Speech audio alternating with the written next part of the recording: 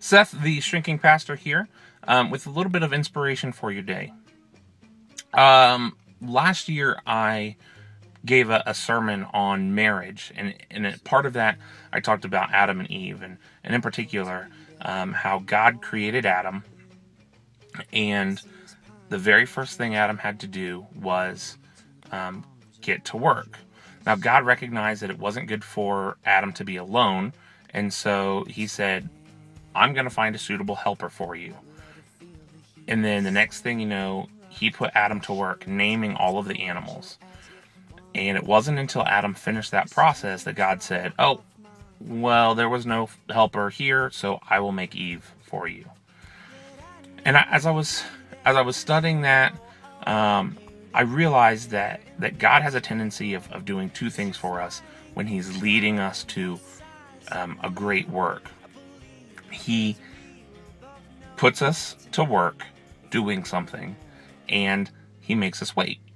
And looking through the Bible and in my own life especially, there's always a period of working and waiting that precedes God's glory coming to fruition, God's plan coming to pass.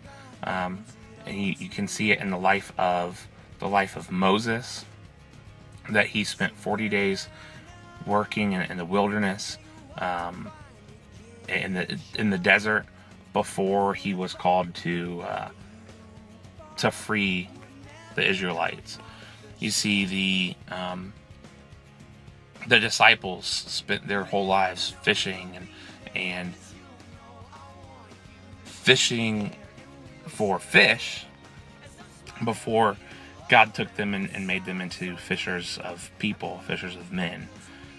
Paul's life leading up to his conversion as a great Jew, a man among men, a Roman citizen.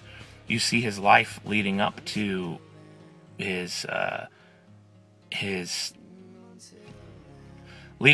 missionary life.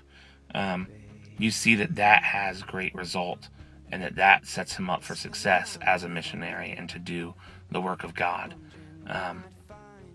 So whatever you're doing today, whatever you feel like you're responsible for doing, whatever you feel called to, the hard thing that you have to do today that you don't want to do, be encouraged and know that what you're doing now is preparing you for the great work that God has planned for you. For me, I recognize that my health, being unhealthy, is a hindrance to being a great father, to being a great husband, to being a great pastor. And so I can't get to that great place where God wants me to be until I work through it and get to that place, and patiently. It's not something that happens overnight. Even things as simple as yard work are preparing you for God's greater glory that he has in you. So be encouraged today as you're doing those hard things, that you're being cultivated into the person that God wants you to be, to do his great things.